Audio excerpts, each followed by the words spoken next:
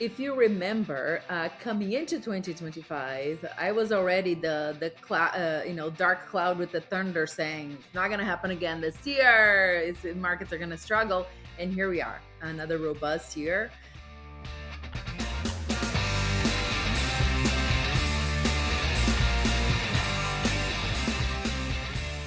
All right, joining me will be Brittany Christensen, Head of Business Development at Tidal Financial Group, who's a full service white label ETF platform that currently manages over 350 ETFs in partnership with some 90 plus ETF issuers. We're talking about over $50 billion in assets overall. And look, I know I'm always a broken record on this, but anytime I visit with someone like Brittany, who's at a white label issuer, I always say they have a front row seat to everything occurring in the industry because they're talking with new ETF issuers, they're having conversations with existing ETF issuers. I just feel like they get to see where the opportunities exist in the ETF market. They also get to see where the pain points are, right? So it's just such a unique perch in the industry. And I'm looking forward to this. We are going to walk through some of the big ETF stories Brittany is watching heading into 2026. I think we have 4 or 5 of these to go through. So again, this should be a really nice preview of the year ahead in ETFs with somebody who does have that front row seat. Now, to start this week, I'll be joined by Cinthia Murphy, investment strategist at VettaFi, and we'll also be previewing the year ahead. However, we're going to be doing it through a somewhat different lens because Cinthia has provided me with VettaFi's latest advisor survey data, which focuses on how advisors are viewing the financial markets as the calendar turns to the new year. And longtime listeners know I absolutely love this stuff. I always say this provides such a great window into how advisors are thinking right now, which has implications for ETFs as well, right? This could impact ETF flows and launches and all of the other industry metrics that we follow so closely. So Cynthia and I will dive into that momentarily. As always, questions or comments, you can find me on X at Nate Geraci, or you can go to etfprime.com. Okay, let me now bring in VettaFi Cinthia Murphy. Cinthia, is your holiday shopping done yet, or are you like a procrastinator? Definitely procrastinator, but I'm already on just finalizing the wrapping stage. So now I got to get into my cooking mindset. What am I actually going to serve Christmas Eve and Christmas Day? So I have some catching up to do on other things. All right, so you're pretty well organized, which doesn't surprise me. That's you. So I would say I'm in the same boat. So I'm feeling good heading into the remainder of the week. Okay, so like I said, this should be a lot of fun. We're going to look at this recent VettaFi survey data on how advisors are viewing the financial markets heading into 2026. And I thought what I'll do is I'll just tee up each question and the survey results, and then we can bat these around a little bit and also talk potential ETF impact as well.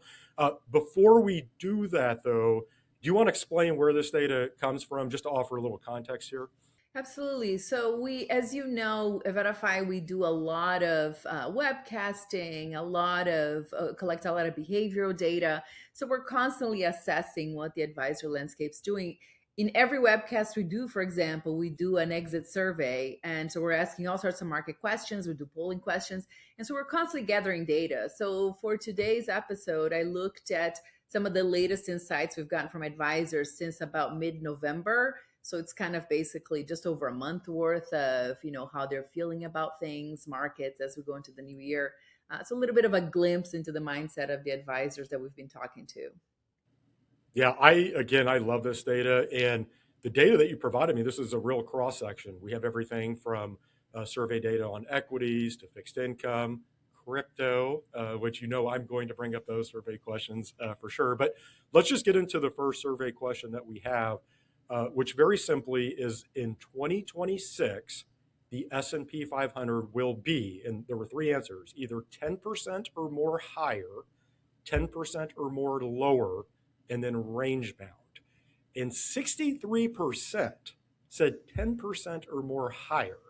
23% said the market would be range bound, the S&P 500 would be range bound, and then 14% said 10% or more lower. And I've got to tell you, that's surprisingly bullish to me. I'm an optimistic investor, but the majority of advisors thinking that we're going to get another 10% plus year after the S&P 500 was up, 26% in 2023, 25% in 2024. Last I checked, it's up 18% this year. That seems a little ambitious. So does that surprise you at all? I mean, the party has to end at some point, right? I mean, maybe the only explanation we have here is recency bias.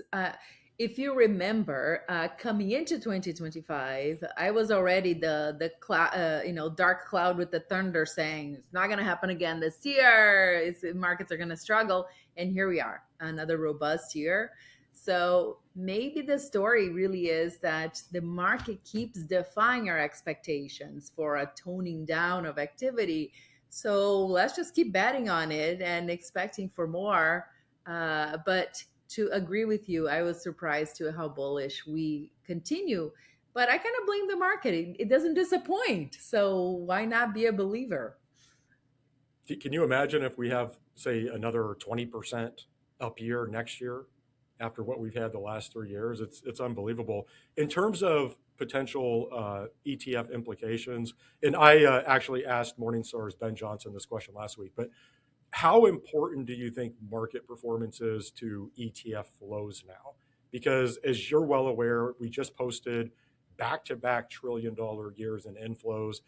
I think we would both agree. I don't want to speak for you, but I think I can here that if we do get another, say, 10% plus year from the S&P 500 next year, I would certainly expect another trillion-dollar year of inflows. But what if we don't? Like, how much do you think that matters to ETF flows? I actually don't think it matters too much. If you think like when we came back to go back to the beginning of 2025, I didn't even think we were going to match last year's record, 24's asset record, because we were talking about a market uncertainty, everybody nervous and caution, therefore lower flows. People are just going to sit more in cash, and we keep seeing the reverse of that. I mean, to use crypto as an example, look at the year Bitcoin has had, and then look at the assets into Bitcoin ETFs.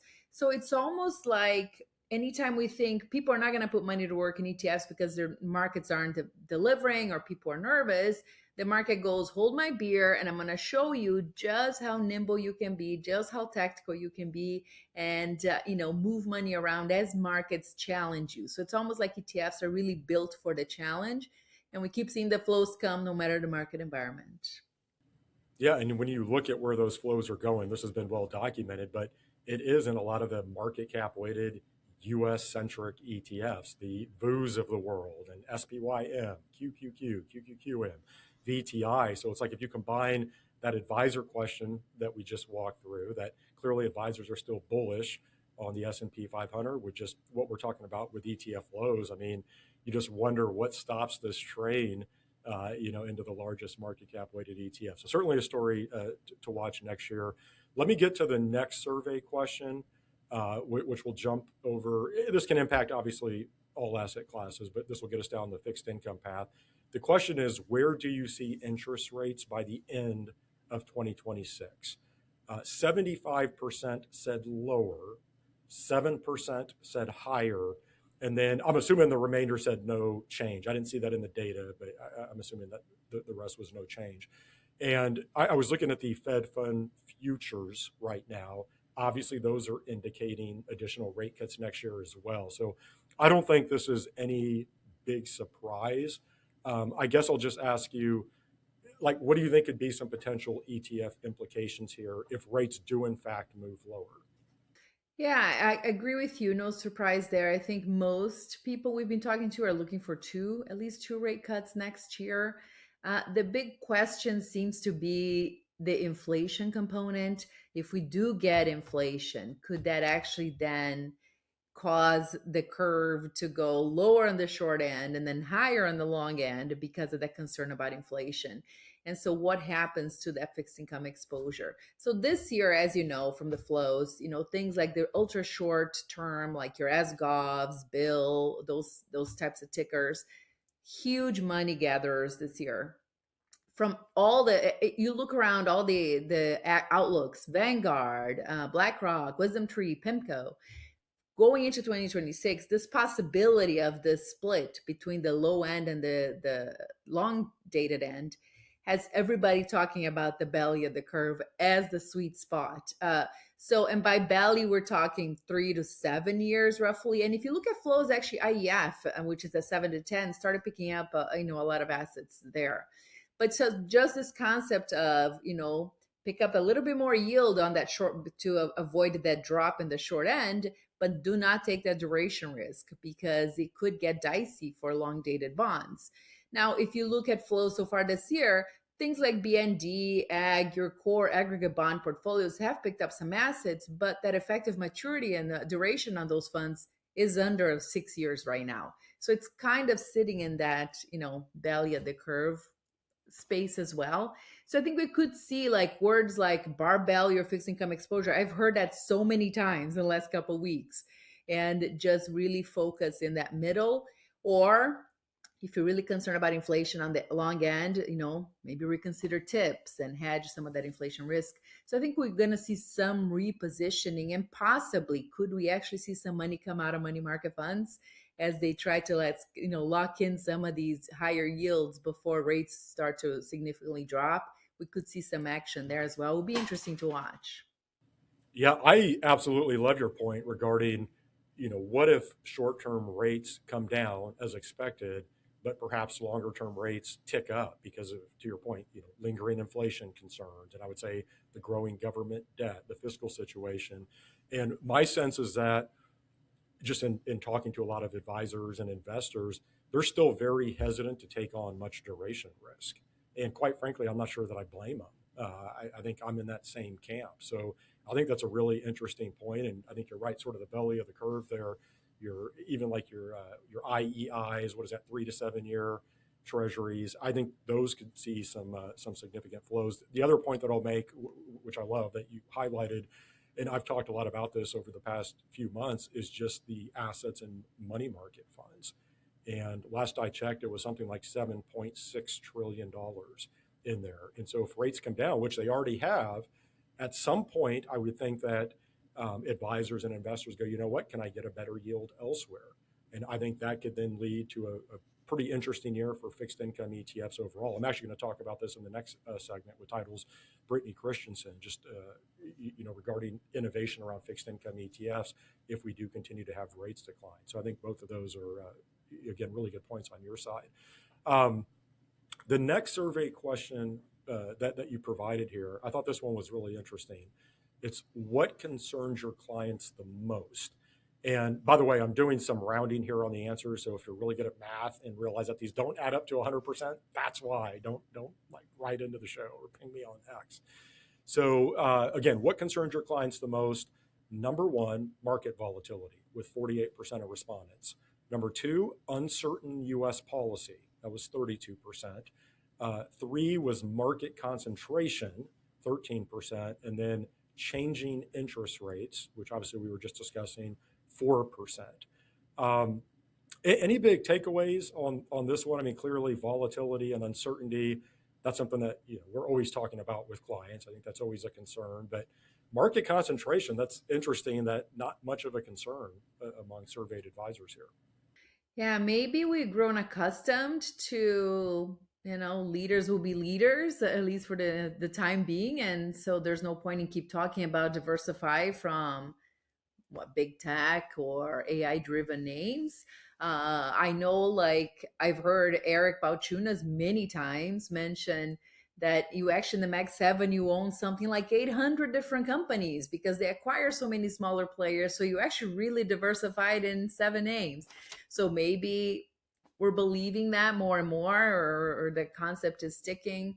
And I was very surprised because one of the ballasts of good long-term investing is diversification. So concentration can bring so much risk to your portfolio, and yet it ranked so low with advisors as what's driving their key concerns, what they're talking to clients most about. So I thought that was interesting. And on the flip side is recurring theme, like uncertain U.S. policy. 2025, the year of uncertainty, that apparently will continue. I'm sure you remember on the latest earnings round, a lot of the forward guidance still trying to detail, the expected impact of tariffs next year. So we still haven't really seen what that has done. So there's a lot of uncertainties, and that's driving concerns, and that should lead to market volatility, which is a concern. So maybe concentration can wait for now, I guess is the takeaway. But you know what's interesting is that the lack of concern from advisors here around market concentration, obviously that comports to what we're seeing in ETF flows, which I was talking about earlier. I mean, we're seeing billions and billions of dollars continue to flow into market cap weighted products that are very top heavy. And so clearly there's just not a concern here yet. My take, and I know again we've talked about this over the past several months as well, is just that I think we have to see a prolonged down move, something that people really believe is real and lasting to get them out of market cap weighted U.S. stocks. And even then, I don't know that you're going to fully get them out, right? The Vanguard type investor is just going to continue to buy uh, no matter what. So I thought that was interesting. The other thing that I took away from this, the result of this question, just with the concern around market volatility and uncertain U.S. policy, those sorts of things, is just that I think this points towards further momentum behind defined outcome ETFs and other structured outcome ETFs. I assume you would agree with that. Yeah, I mean, so defined outcome ETFs to me are interesting because we talk a lot about them, and they've had a record year of asset gathering. I think the is 12, $13 billion, which is a lot of money, but in the context of $1.4 trillion in flows, is not a ton of money. Uh, so I think adoption has been strong and growing, but it just tells me that folks are still not wanting to give up that upside potential. They're still believing in the potential rally, to talk about the double digits gains in S&P 500 for another year. And with the defined outcome, you do have a capped upside. And so I think, to your point, when things do turn sour, absolutely. I think for now, flows haven't been bigger than they have been, potentially because nobody wants to leave any money on the table if they don't feel like they have to yet. So maybe Goldman Sachs purchasing Innovator for $2 billion, that's going to look like a really good deal if we do get a lot of market volatility and continued uncertainty. We'll see how that plays out. All right, next question. And it's funny, I'm sensing a theme here. You'll see what I'm saying as I go through these results. But the question is, which investment style or asset class do you expect to initiate a position in or add to within 2026? Number one answer, large cap US, 30% of respondents. Number two, small cap US, 21%. And actually, that was tied with international equities, also at 21%. And then other was 9%, fixed income was 7%, and then 12% of people said none. But the three big ones here: large cap US, small cap US, international equities. And once again, I'm a little surprised that large cap US is number one, which we keep talking about this. I feel like we're beating a dead horse this segment. But on the other hand, if it's not broke, don't fix it. And I think that's how a lot of advisors are thinking right now. They're still going to continue to favor US large caps until something changes. So, what did you think about those results? Yeah, I think if we think about the advisor position where they have to sit in front of a client and explain why they made that decision, to your point, if it's not broken, at what point do you just decide I am not going to keep betting on US large cap because I expect some correction down the line, but you're leaving all these returns on the table. So it's a tough spot to be in. To change the bet from the winning horse on the expectation that the winning horse is going to trip on the next race. So I get that. I actually think the other side, the small cap and the international, is really interesting because it's a pretty high percentage. And as you know, we came into this year, and you especially, Nate, were super skeptic on the international equity calls. And here we had a year where, you name it, the market is done really well. Developed, Europe, emerging markets, Japan, they're all up, like China, up over 30% this year. And so now we're seeing folks actually like, okay, this wasn't just a quick, drive by. It's sticking. So we see that interest in expanding to positions in next year. And in the small cap space, I mean, find one big asset manager outlook for 2026 that doesn't call for small caps to finally come back, especially in the context of lower rates. They already started performing well late into this year, and everyone is looking for small caps to shine. I actually just recently talked to the Wisdom Tree guys, and I asked the final question in their conversation with them was like, okay, so small caps next year, bridesmaid or bride? And they didn't skip a beat, bride. So I think it could be the year where we finally see small caps also deliver, and we see this broadening out of this rally we've been expecting. So I think the interest in adding positions in those segments is very reassuring. All right, you offered a lot there on small caps. I'll just say certainly those could outperform, but I know this is another topic you and I've talked a lot about, just that so many companies are staying private longer. And it's not like the traditional small caps of say 20, 25 years ago in terms of the exposure. It just feels a lot different now. So that's going to be one where it has to prove it to me. And I like that you called me out on being somewhat, would you say, skeptical on international coming into the year. I'll tell you what, I do think that international equity ETFs could be a huge story in 2026 because if they do sustain their outperformance, obviously that's going to bode well for international equity ETF flows.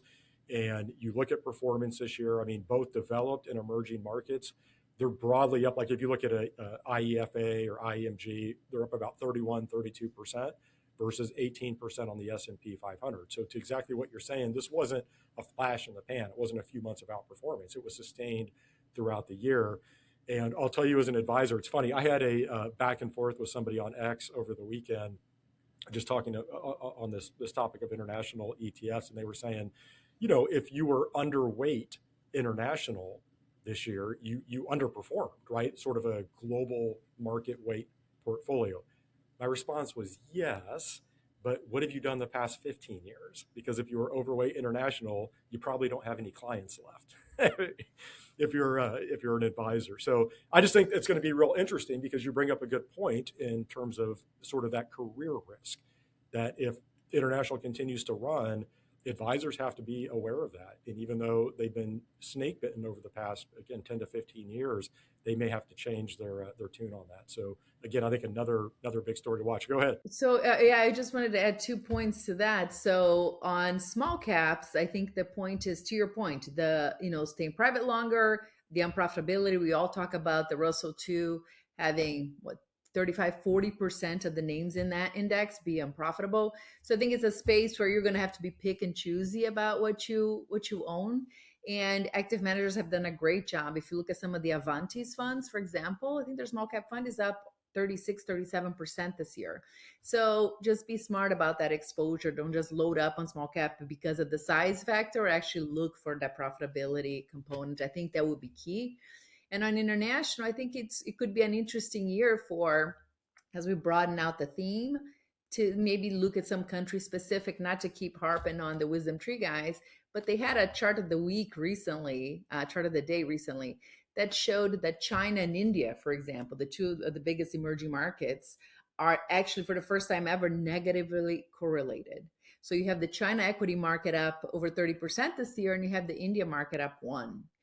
And it's a complete opposing story. One is a big value play, one is a richly valued growth is faltering play, and they're moving in completely different directions. So it could be an interesting year to really be strategic about your exposure in international. That's a great point. I mean, on one hand, to me, that paints the case for taking an index-based approach to international. But on the other hand, if international does maintain this outperformance or does sustain this outperformance, as you know, there are going to be individual countries or regions that really run. And so there could be a pretty significant opportunity there. So that's a good point. I think we'll have to watch the country-specific ETFs next year. So I like that. Okay, just a few minutes left here. Let's close with what else? Crypto. So I have 2 survey questions here that you offered up. The first is simply, what percentage of your clients currently holds cryptocurrency or other digital assets? So there's a lot of percentages here. I'll try to summarize this. So 53% of respondents said they hold 0% in crypto. 38% said they hold between 1 and 10%. 6% said they hold between 11 and 25%. And then there were 3% that said more than 25%. And just looking at this, Cinthia, my takeaway was I'm actually surprised at how high the percentage is for clients that hold crypto. I would have expected something much less. That's a big number. I mean, nearly what, half uh, holding crypto exposure. So, any thoughts on that? Yeah, I actually think it's a high number that don't yet. Like 50% don't. About 40% do. But I also think it's a space that so I don't know. I have mixed feelings about the numbers. I think it is what it is. I also think it's, what crypto, they're probably just holding Bitcoin. If you look at the flows, it's IBIT, or now, ether is picking up some assets as well. So I am looking to see the expansion of this theme and what that does to these numbers as well. It just tells you that I think we have a long way to go in this category, which is also not news to anybody, as we know. But like talking to my colleague recently here, Roxana, who you know well, Nate, she was looking at some of the research she's done this year, and her single most read article this year was about Solana.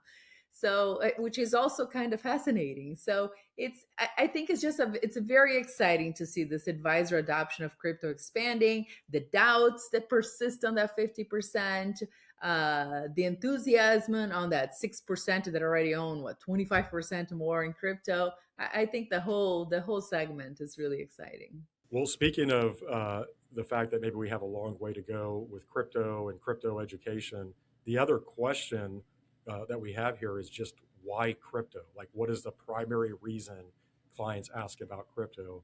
This is fascinating. So, 50% of respondents said speculative growth opportunity, which that's fine. I don't know if I can argue with that.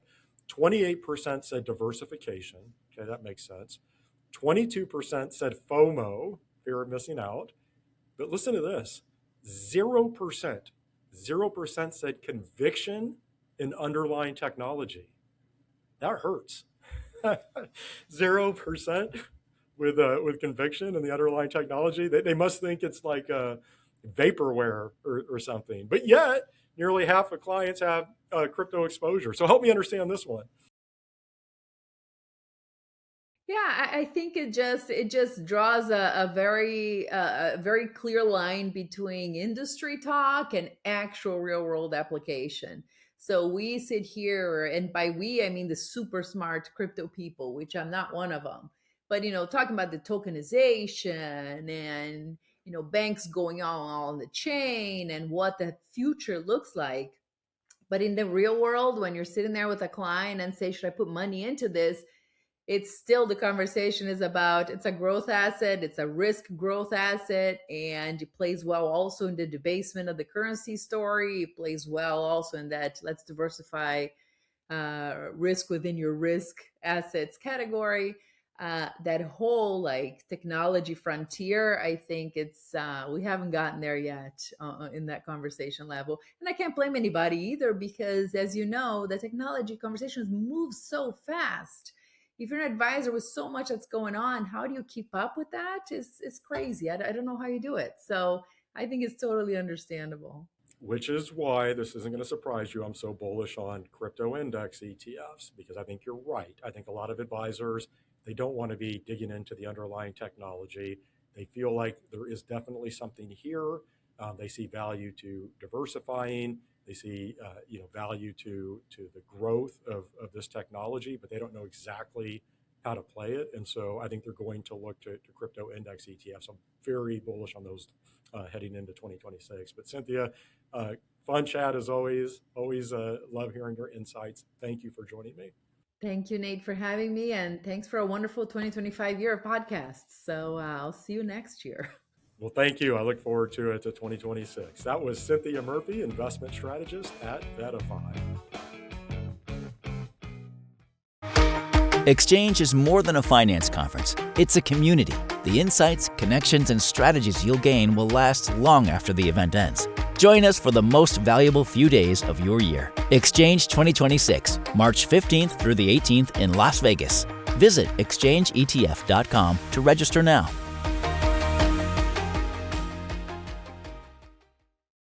Looking for ETF options from one of the top asset managers in the industry? Visit i.fidelity.com/ETFs to explore Fidelity's lineup and more. Fidelity Distributors Company, LLC, 500 Salem Street, Smithfield, Rhode Island, 02917. Fidelity Investments is an independent company unaffiliated with VettaFi and other third parties on this podcast. There's no form of legal partnership, agency affiliation, or similar relationship between VettaFi, Fidelity Investments, and other third parties on this podcast, nor is such a relationship created or implied by the information herein. Fidelity Investments and/or Fidelity refers collectively to FMR LLC, a U.S. company, and its subsidiaries, including but not limited to Fidelity Management and Research Company LLC, FMR. When it comes to active fixed income, AllianceBernstein leads the way. With AB's systematic fixed income ETFs, the AB Core Plus Bond ETF ticker CPLS, and the AB Corporate Bond ETF ticker EYEG, advisors gain access to Core Plus and investment-grade bond exposure backed by cutting-edge proprietary technology. These ETFs combine deep research with risk-aware strategies to help you navigate today's markets confidently. If you're ready to enhance your bond allocations with solutions built for the future, explore CPLS and EYEG from AB. Visit abfunds.com/go/ETFS to learn more. Investing in securities involves risk and there is no guarantee of principal. Investors should consider the investment objectives, risks, charges, and expenses of the fund/portfolio carefully before investing. For copies of our prospectus or summary prospectus, which contain this and other information, visit us online at www.alliancebernstein.com or contact your AB representative. Please read the prospectus and/or summary prospectus carefully before investing. CPLS and EYEG, distributed by Foresight Fund Services, LLC. Foresight is not affiliated with AB.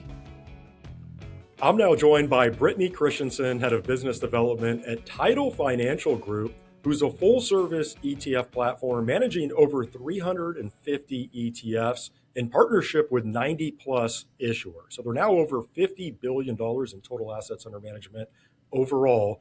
And very simply, Tidal can help a firm launch an ETF. They can help them manage an ETF, certainly grow and market an ETF. They can convert managed accounts or mutual funds into ETFs. They can really do it all. And as I mentioned at the top, I think because of that, Tidal and certainly Brittany herself, they have a front row seat to everything occurring in the world of ETFs. And Brittany is now joining me in that front row seat from Salt Lake City. Brittany, it is an absolute pleasure to connect. Welcome to the podcast. Thanks, Nate. Thanks for having me. Okay, so did I describe Tidal correctly there? I like to think of you as a one-stop shop for pretty much any ETF need, but at a very basic level, if someone has a great ETF idea, they can come to you and you make that idea a reality, right? You bring it to fruition. So is that how you like to describe what Tidal does? Yes, it's exactly right. We built everything so that you had a one-stop shop.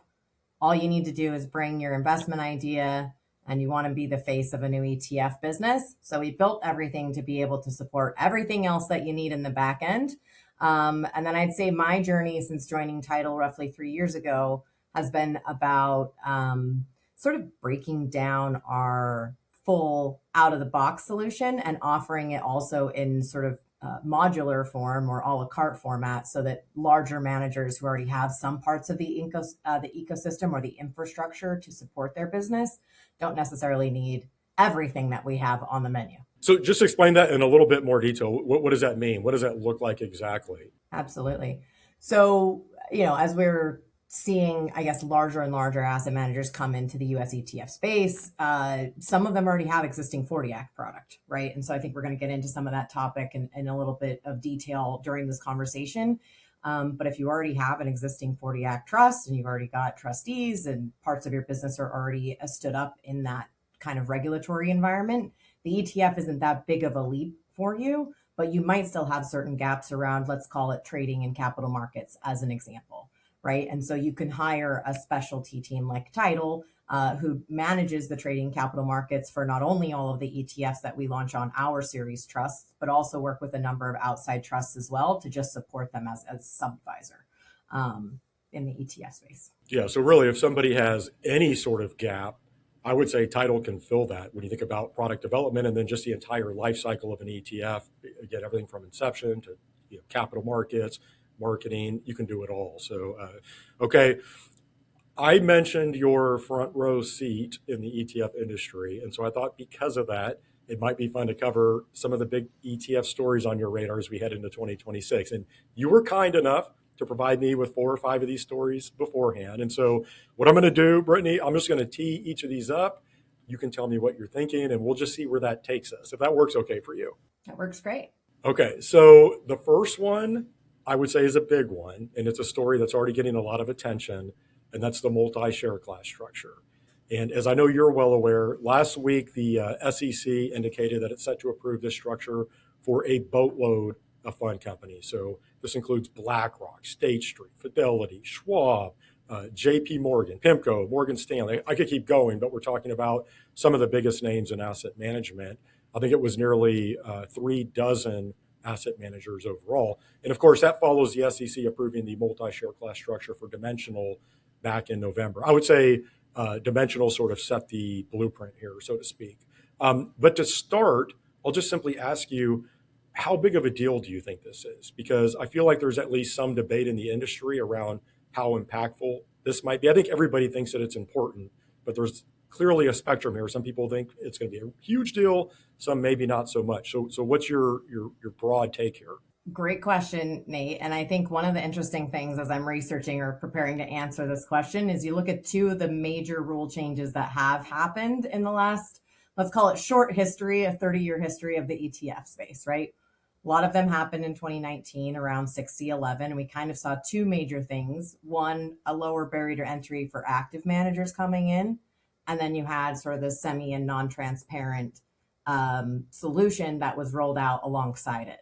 Now, what you saw is that the ETF rule, as it's commonly called, was the panacea moment. But what we didn't need was the tool that came along with that change and that regulatory hurdle being removed. What I think you're seeing with share class is probably somewhere in the middle. I don't think it's as big as the ETF rule. I don't think it's as unadoptable as the semi-transparent, but there are things that sort of lend to both categories, if you will. So there's elements of the share class that lower a barrier to entry, right? If you're an existing mutual fund shop, you're probably sitting there thinking, I got to get in this ETF game. I can't stop hearing about it. I really need to figure out my entry point. And this might be a really natural fit for a lot of those managers. Not everyone, and we'll get into maybe some of the nuance in a second, but the other bucket is, the semi-transparent wrapper, the non-transparent wrappers didn't get broad industry adoption because they failed to acknowledge some of the mechanics in the ecosystem that were required in order to support an effective ETF product. And I think you're going to find some of that with share class also.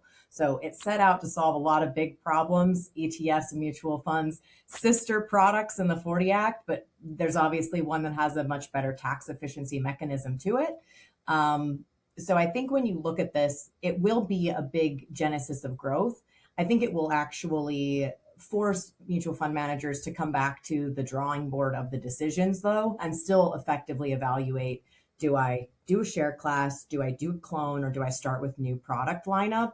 So I think that's still very much going to be the path for most managers, is to strongly consider all 3 options. And it might not be that the same solution fits your entire suite of mutual funds. We'll talk more about that drawing board or that evaluation process. I'm curious what you think are some of the biggest considerations around whether to offer an ETF share class of existing mutual funds, or vice versa, right? There are some firms that are seeking to do the opposite, which we can talk about that later. But let's start with the former.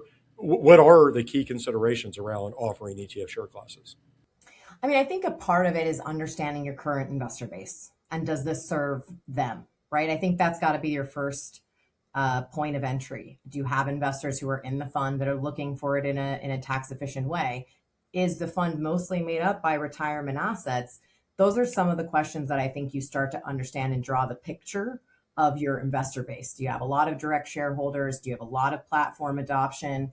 There's certain things in that sort of evaluation that you're going to start to say, maybe this is a better option for conversion, or maybe this is a better option for a clone. I think if you're looking for something that needs share class, you're going to want to find something with no load fees, or maybe it's a newer, not fully adopted on the platforms yet, or you're going to have a fee normalization, right? And so I think funds where you're looking at a lot of different share classes, and now you're adding the last one, the ETF, that's probably a little trickier to manage than if you just have one flagship mutual fund class and then you bring the ETF class as its tax efficient sister, right?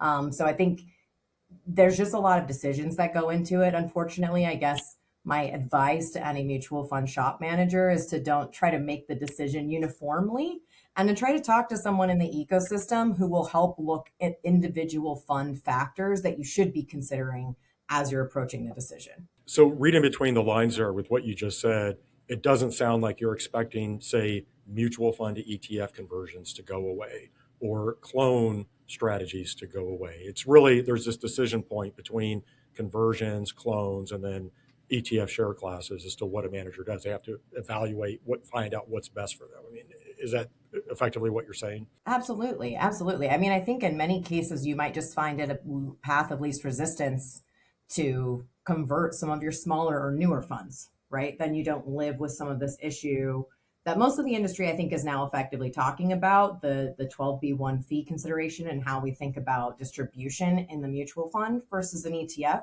It's quite different.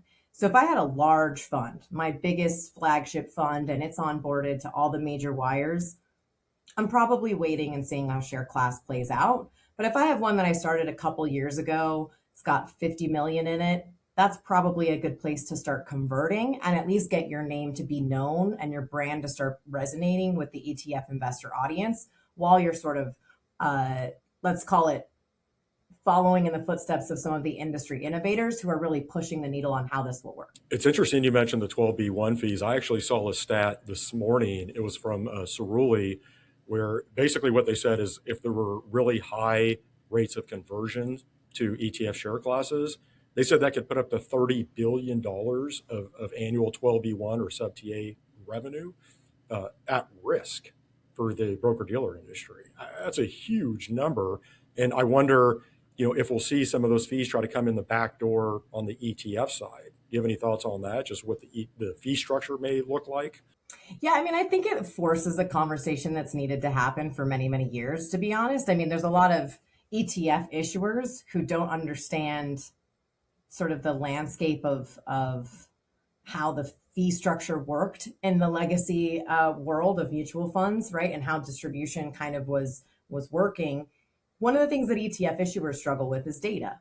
What do the platforms have access to be able to produce for ETF issuers? It's data. So I think if we can find a conversation that lends to helpful outcomes, I think that you're going to see that maybe the fee differences between mutual funds and ETFs will start to coalesce over time. But I don't think that that's a quick thing that will happen. And I also don't think that that's going to be a sweeping regulatory change. I think you're going to start to see some of the larger issuers pioneer, or some of the larger wirehouses pioneer how they're going to solve for that gap. Everybody sees it coming at this point. I mean, I think part of the biggest roadblocks for any mutual fund manager looking at the ETF space is, how do I do this without making an enemy out of the distributors that I've been using to get to this point, right? Nobody wants to enter a business by sort of cutting off the part that got them to where they're at as a successful mutual fund shop. So there's just a lot of care in that. And relationships matter there too, right? A lot of these, let's call it advisor community, wants access to this IP because they have some clients who only want to hold ETFs. They have some clients who are very comfortable in mutual funds. So I think it's about recognizing where we have overlapping incentive structures and then figuring out where the incentive structures need to, let's maybe just say, evolve to where the ecosystem is now. Clearly, ETFs aren't going away. Well, and you know better than anybody, and this is entirely cliche, but distribution is king in ETFs and really the asset management industry overall. And so that distribution puzzle, that has to be solved for any asset manager. The other thing that I would say, and we can move into some other topics, is just that if you have an underperforming mutual fund, the ETF wrapper isn't going to magically fix that, right? It may help in terms of lower costs and greater tax efficiency, and that certainly can help overall performance, but it's not going to magically fix bad stock or bond picking or a bad quant process or whatever. So I think that's important. One other real quick question on this topic, I mentioned that there are a handful of issuers that are seeking to offer mutual fund share classes of existing ETFs. And so somebody like FM Investments is one that comes to mind for me here. But do you have any big thoughts around that and maybe what type of opportunity that could present for ETF issuers? Yes. So I think actually, maybe unpopular opinion here, but I do not think that every mutual fund belongs in an ETF wrapper. I think that there's limitations to certain strategies that should go into the ETF.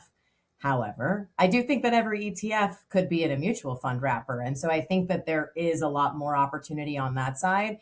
I also think that regulatory and operationally, that opens up a whole new group of assets to the ETF issuer community that we haven't really been able to access before, sort of the 401k part of it, of the allocator space. So I think you'll see that there will be more opportunity that way. I also think there's less friction because you're not going from a multi-class to adding a different class. You're kind of starting with the ETF class and just adding one clean mutual fund class with a very specific intended purpose, which is to bring the investment products to a bigger audience of non-taxable investors. So I see a bigger opportunity like FMCs that you'll see more ETF issuers launching the mutual fund share class once we start to see that adoption coming from the 401k plans. And Tidal has actually, we're in the ring, right? We're in the filing lineup with everybody for that exact purpose. Well, and very simply, I would just add that I think we would both agree that most of the innovation occurring in asset management is occurring within ETFs. And so what this would allow is that innovation to come into the mutual fund wrapper, which, I'm painting with a broad brush here, hasn't necessarily been quite as innovative. So I think that's the real benefit. If we move away from the multi-share class structure story, another big ETF story on your radar for 2026, this is one I love, 351 conversions or exchanges. And it's funny. So I had Morningstar's Ben Johnson on the podcast last week, and you'll like this. I asked him who would be his best new ETF issuer of 2025. You know what he said? He said advisors, because he was referring to advisors who were taking advantage of 351 exchanges. I thought that was pretty good. I like that. But talk more about what Tidal is seeing here and why you are bullish on 351 exchanges.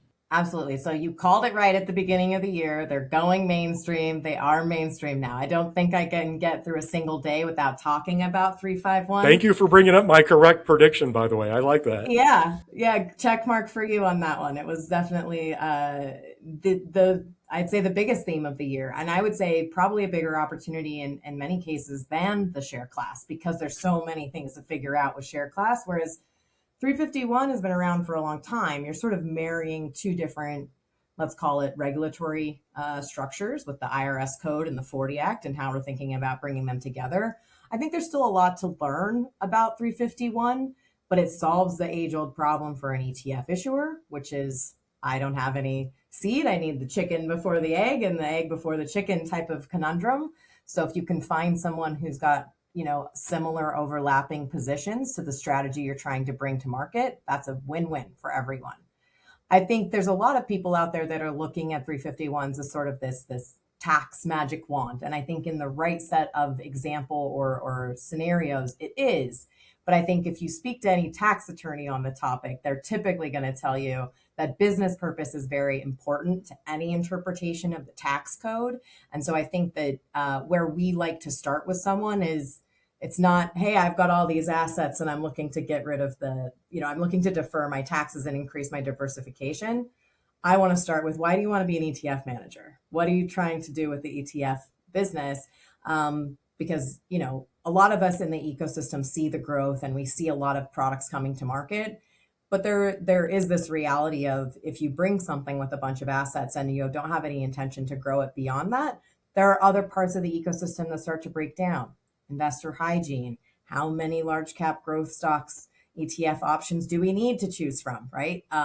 So I think that there's this element here of being selective on a 351, finding that right set of circumstances. That's kind of been our approach. The right set of circumstances that's a win-win for everyone and gives us a lot of confidence that going into the next 3, 4, 5 years of audit history of the fund itself, that we're going to be able to continue to justify the business purpose of how we've been trading the portfolio. That's a really interesting point. So if I could restate that, what you're saying is, obviously you have the tax deferral opportunity with the 351 exchanges. You can diversify your portfolio if you had a more concentrated portfolio of stocks, right? You do the 351 exchange. But it sounds like what you're saying is, yes, those are great.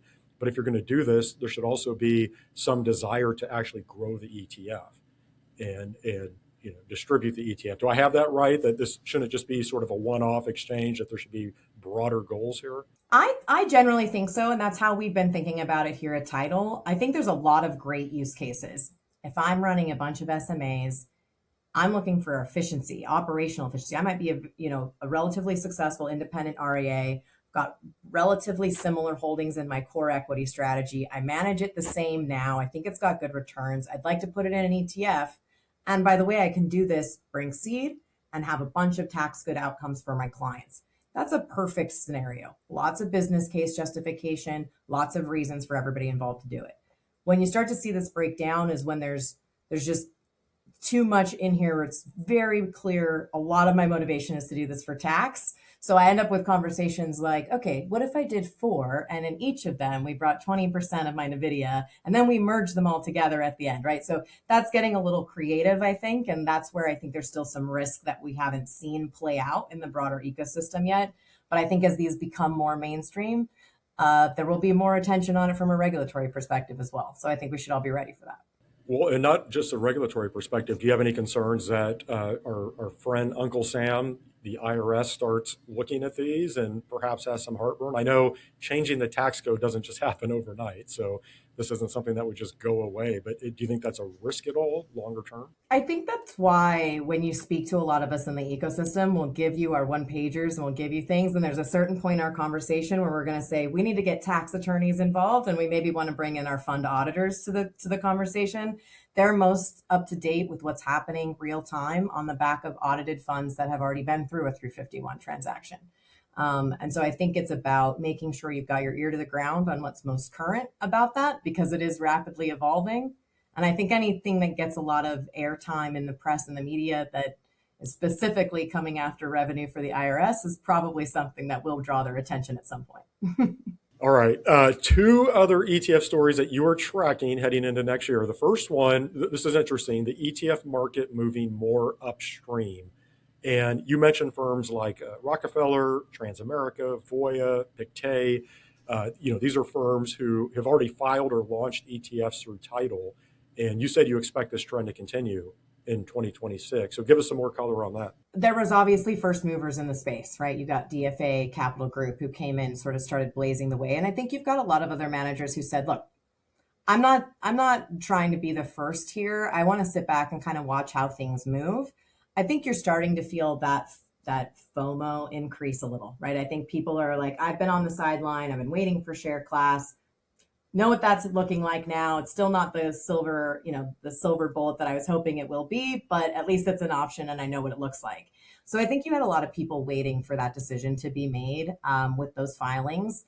And I think what you're seeing now is it's almost unavoidable that I need an ETF in order to future-proof my business. I think that people are starting to read a lot of the industry research around the investor base shifting, millennials being the biggest user group of ETFs. I think all of that is very much real momentum behind the ecosystem. I think what's actually been missing is that there hasn't been a ton of solutions out there for the larger asset managers, except for hiring talent. So I think increasingly as the ecosystem grows and evolves, one of the things that we did, like I mentioned at the top of the call, was sort of break down our offering into more a la carte bite-sized pieces. So if someone has a majority of what they already need and they just want someone, let's call it the bat phone to the ETF masters, that's sort of what we also offer, right? And that I think has gotten a lot of people very comfortable with making the leap, but knowing they have some trusted partners to bounce questions off of when they run into some issues, inevitably, which will happen sort of the first couple of months of the ETF. The amazing thing to me is just, and you look over the past few years, you feel like, or I feel like in many regards, the ETF industry is mature. And then you see these monstrous names that are still coming to market. And you're like, we're still so early in where this is, maybe not too early, but we'll say, 4th or 5th inning. We're not 8th or 9th. So you can see that with the names. Okay, the other topic that you offered up as a story to watch next year was fixed income ETFs. And you noted how 2025 was obviously a huge year for this category, but you said as interest rates potentially move lower, you're expecting more issuers to file for products here. And so talk about some of the conversations that Tidal is having around this with issuers, and then perhaps how you see the fixed income ETF category continuing to evolve. Equity makes a lot of sense for most people looking at the ETF space. It's tax that's the main draw. On the fixed income side, I think the liquidity is the draw, right? And so being able to access a portfolio of fixed income instruments, highly liquid, is something that we're seeing actually increased adoption from the institutional community. The institutional investor community, your pensions, your hedge funds, want access, but they want it more in a more liquid fashion. And so I think that's the genesis of the fixed income innovation that's coming. I think there's probably more opportunities, let's call it, for active management to really shine in the bond space versus the equity space. I think you've seen that play out in the mutual fund space over the last 100 years, that you're probably going to have a wider dispersion of active management who's really outperforming their benchmarks. What I think is also interesting, though, about fixed income ETFs, and I didn't predict this at the beginning of the year, I still believe that fixed income innovation will happen, but you're also seeing them compete with the equity income option strategies, which I think is a whole new, let's call it, use case in the advisor mix-up of growth and income. And I think you're seeing people maybe looking at those option income strategies as a potential replacement for some of the fixed income. Whether that ends up being the right play in the long run or not, I think that's still TBD, but an interesting rate environment, if nothing else, does allow for innovation in the fixed income market. And so I think having, different rate environment going into 26, ups and downs, will lead to better outcomes, portfolio managers being more creative and bringing it to market in the most liquid and fastest growing wrapper would make sense. Yeah, I think that's really well said. I talked about this a little bit in the prior segment, but let's say we do have a shifting market environment where the S&P 500 isn't up 20% plus in a given year, and maybe we actually have a more sustained downturn. Clearly, that's going to have investors looking at fixed income ETFs. And then the other big wild card here is the $7.6 trillion in money market funds. That is, short-term rates have come down, and it looks like they'll continue to come down. Investors will be looking for solutions here. And obviously, they'll look over to the fixed income space. And by the way, going back on the equity side, you mentioned option income ETFs. Obviously, with those, depending upon how it's structured, you do have some downside risk, potentially substantial downside risk. So those are not the same as fixed income ETFs or traditional fixed income ETFs. So I think that's a good one. That'll definitely be one to watch. But Brittany, we'll have to leave it there. This was a lot of fun.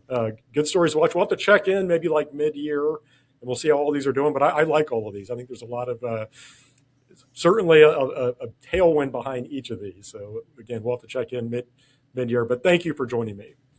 Thanks, Nate. Nice to chat with you. That was Brittany Christensen, Head of Business Development at Tidal Financial Group. That'll do it for this week's ETF Prime. I want to thank one of our sponsors, Whole Tactical. If you'd like to learn more about how the Whole Tactical US ETF can complement your S&P 500 exposure, visit wholetacticalfunds.com. No podcast next week, but I will be right back here the first week of 2026 to kick off another, hopefully, very entertaining and insightful year on the podcast. So hope you'll join me for that. Until then, enjoy the holidays, and I'll see you in the new year. ETF Prime is hosted by Nate Geraci, president of OTR Media, LLC. Nate is also president of investment advisory firm Nova Diaz Wealth Management. While OTR Media and Nova Diaz are related by common ownership, they are separate and distinct entities, and anything discussed on this program should not be construed as an official statement by Nova Diaz. This program is for informational purposes only and does not constitute investment advice. Investing in ETFs involves risk, including possible loss of principal. Any past performance figures discussed are not necessarily indicative of future results. Some guests appearing on this program may also be financial sponsors of ETF Prime. OTR Media and Nova Diaz are not affiliated with VettaFi or any of its affiliates. VettaFi's participation in this program should not be construed as an endorsement or an indication by VettaFi of the value of any OTR Media or Nova Diaz product or service. Visit etfprime.com for more information.